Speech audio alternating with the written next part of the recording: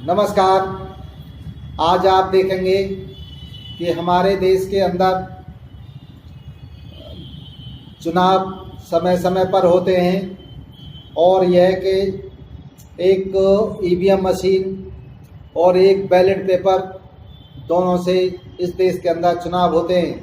परंतु आज के समय देश के अंदर वर्तमान केंद्र सरकार और उसकी मुख्य विपक्ष की पार्टी दोनों की मिली भगत के कारण एक देश एक चुनाव करने जा रहे हैं। क्या उससे भला हो सकता है? क्या उससे जो चुनाव के समय में जो गुंडा, जो बदमाश होते हैं, जो दबंग होते हैं, वह जिस तरह से घोटाला करते हैं वोटिंग के समय पर, क्या वह रुक जाएगा? जबकि भारत चुनाव आयोग अपना ईमानदारी से काम करता है, वह भरसक प्रयास करता है कि देश की जनता को न्याय मिल सके। परंतु यह राजनीतिक पार्टियां अपने को सत्ता में लाने के लिए यह चुनाव के समय बहुत बड़ा घोटाला करती हैं।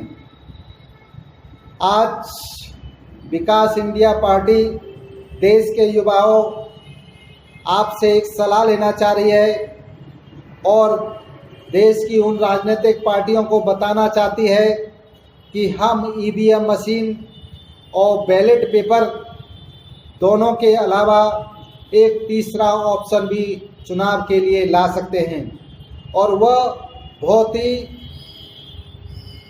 पारदर्शी होगा।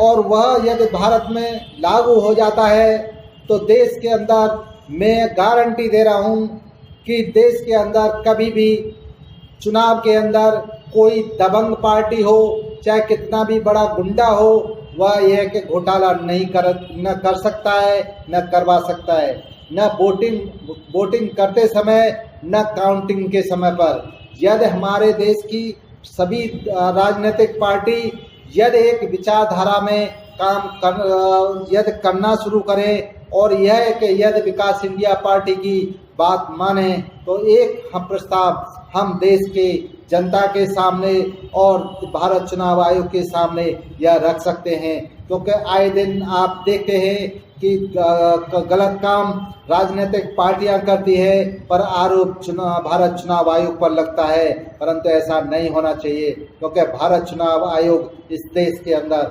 ईमानदारी से काम करता है, ईमानदारी से काम करता है।